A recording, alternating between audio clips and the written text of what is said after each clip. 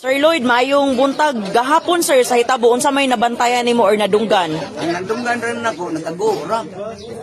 Mao na ito nga pagka-ago sa babae, ni ana nga, pagkasunod ang 11 anyos, ni ana ang 11 anyos nga, ang bata nagilak na.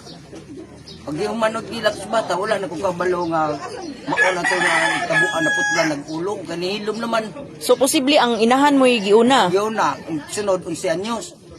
Pagkasunod 2 anyos, mauna to. Wala sila gaaway, wala sila gatinubagay.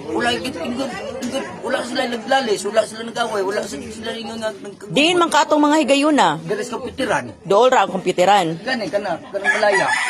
So klaro kayong tingog yun. Klaro kayo tingog ni agoy na primero ang inahan ni anak sunod ang 11 anyos ni anak man. Ang bata gahilak taon man sila. Unsay hilak sa bata? Ba ayaw anak, nana man ng bata. Wala ko kabalo nga mauna dito nga. Hilak na sa 2 anyos. Oh. Mauna to nga pag gumanila kalitra ni hilom. Ito ko nag-iyot ra sila kay pati naman hilom Pagkahuman. Pagkahuman.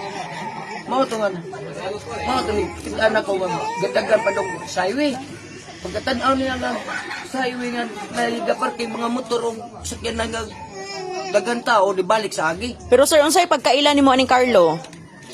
Dugas suyop gyud.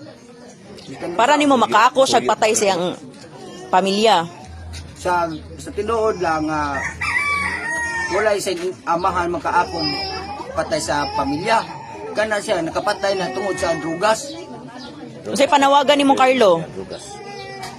Serbisyuhan na niya pila ka tuig ang nantos niya sa prisuhan. Hindi naman nga ordinary gibuhat niya. Angay bang buhaton nga tong Carlo ang iyang gibuhat sa iyang mga anak o iyang live-in partner? Sa kong gagabahin, ang naitabo sa iyang anak, sa iyang asawang anak, mao sa buhaton na ipabuhat nila. Mao ginagawa kay dili naman na ordinary anak, kay murder naman ang mga kaso anak. Pamilya pa, mga anak ng asawa pa yun. So si Sir Lloyd nino nakadungog yun ka? Oo, nakadungog. Mga unsang orasa?